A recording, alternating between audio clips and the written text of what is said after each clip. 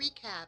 Well, last week was supposed to be Pepsi Challenge Week, but because somebody messed up, this week was Pepsi Challenge Week, and each contestant sang two songs. One was a Pepsi Challenge song, one was one of their own choice. First up, we have to hear about Nicole, and guess what? The crowd boos her again. No matter how she tries to spin this, people didn't like what she did last week, and Simon got quite a chuckle over Nicole getting booed yet again.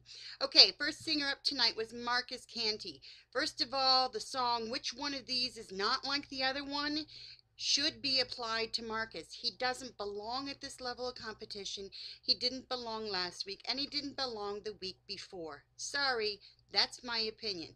Marcus's first song is I'll Make Love to You, and I don't care what the judges said. I think they must have been tone deaf because there were several bad notes in that song, and he kind of it was all schmoozy, lots of fog, and I'm sorry, I don't care how much appeal you have on stage, which I don't think he has that much. You have to listen to the music at some point. He's not going to be on stage every night on national television when he's selling CDs. They have to sound good. I know, auto-tune works and everything, but ugh. So I don't think I'll Make Love to You was very good. Then that was his Pepsi's challenge song, Boys to Men, L.A.Reid. I got the connection that people voted for that. Then there was his second song, Careless Whisper.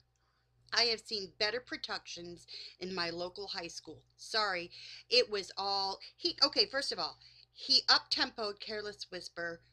That was cool, except for the fact that he stood there still dancing an up-tempo or singing an up-tempo song while all these girls in glittery bodysuits with black jackets danced around him, and he just stood still. Now, part of the whole thing that people keep saying is, well, it's not just a singing competition. No, okay, let's go with that. So, what was he doing? Standing still during an up-tempo song. You know why? Because he can't sing and dance at the same time, or he goes way, way, way off pitch. So, I thought Careless Whisper was atrocious. I agree with Simon on a lot of things. I don't get why Paula and Nicole think he's the greatest. I just don't get it. But that was Marcus. I don't think he belongs in the show. And right after the show, I tweeted, can we please just vote him off already?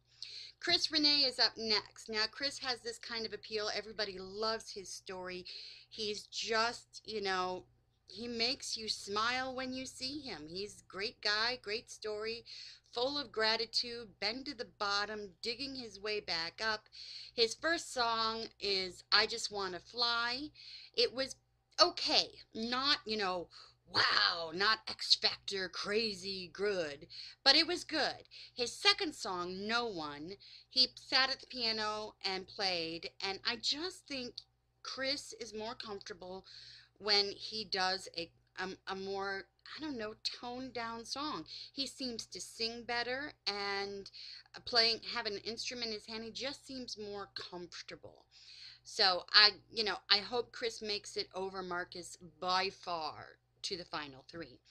Third up was Melanie Amaro. Melanie's first song was a Mariah Carey song, Hero. She sang it flawlessly. Melanie can sing as good as Whitney, Mariah, any of the big time greats that there were. She's just as good as them. Just as good. Any day of the week. Her second song, I'm Feeling Good. Great song, great attitude. I love the song. And I get this vibe from Paula and Nicole about Melanie. They say, "Oh, you're impeccable. Your perfect voice." And then when other people are, it's more than singing. There's just this thing like, "Well, yeah, you can sing, but you always could." Okay, that's part of the show. She's supposed to sing. I don't care what anybody says. You're not going to buy CDs from people who sound bad. You're just not. So then Josh Krajick is fourth. I absolutely loved his first song, Come Together. Absolutely one of the best renditions I've heard, you know, even comparable to the Beatles as far as I'm concerned. It was great. I really loved it. I thought that he was right in his element during that song. Great song. His second song was Hallelujah. Very toned down, very different from Josh, but he did a great job on that too. Um, some parts in the beginning were a little iffy. I almost thought that he'd forgotten the words in the very first sentence, but he recovered. If he did it, I wasn't sure, but if he did it, he recovered well and he did a great job. I think the competition should be between Melanie and Josh, bar none. Those two are the only two that I think should win this competition. And I kind of favor Melanie, but I would be just as happy with Josh, I guess. Um, the judges, a little snipey here, back and forth, but it was a good night. Um, Nicole, and I'm just never going to get Nicole. And Paula, I don't understand her attitude that singers are not the X factor. She wants them to be dancing around the stage, and I get that she was a dancer and a singer, but it's not all about pop. I didn't know that the X Factor was a pop music competition. And you can tell that they just don't like it when Mariah, or not Mariah, sorry, Melanie gets up and sings a great song flawlessly. It's not good enough for them because she's not dancing around the stage. So, but I think Melanie is going to have a huge career and massive record sales, CD sales, and I just don't get those two right now. And Nicole, I just don't like it all. So tonight, tomorrow, the voting, everything happens. I'm hoping, please, could we please, please, please get rid of Marcus? It's just really, at this point, he is not at the level of any of the others, and Chris Rene is a step above him, but not by far.